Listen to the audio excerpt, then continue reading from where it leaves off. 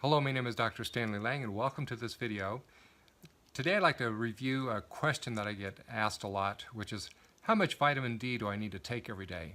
And the answer is, it depends. And so what does it depend on? Well, first of all, it depends on how high you want your blood levels to be. Do you want them to be in the high normal range or just barely squeaking over the normal range? Because the range is pretty wide. Now, the vast majority of people in the United States are severely vitamin D deficient, at least in the Northeast. I know that because of the studies that I've been doing for several years, measuring vitamin D levels in my patients. And I believe this is true for most of the country also, but there are some niches where people have more sun exposure and their vitamin D levels that their body makes is better than the average person.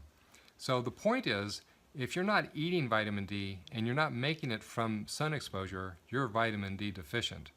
Now, there are no foods that are part of the average American diet that are rich in vitamin D.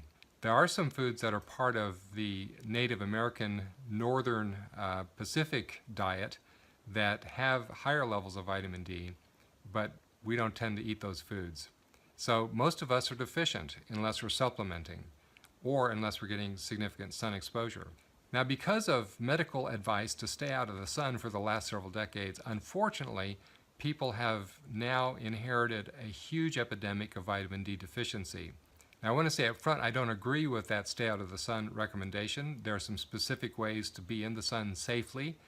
That's the subject of a different video. But if you want to have good vitamin D levels that are sort of in the mid-range, the average person needs to take about 5,000 units a day. Some research done on women who are participating in a study on vitamin D levels and decreasing risk of breast cancer, just looking at how much vitamin D did they have to take to be in the high normal range, well, that result was 7,000 units a day.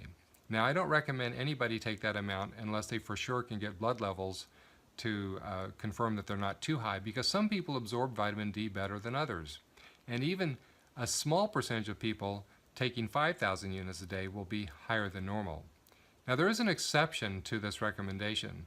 There are a few nutritional supplement companies that have extremely high levels of bioavailability. That means that their nutrients are absorbed a lot higher than others. And one that I deal with on a regular basis, I have demonstrated that they achieve normal levels in the majority of people with just 2,000 units of vitamin D, which is what's in their supplement.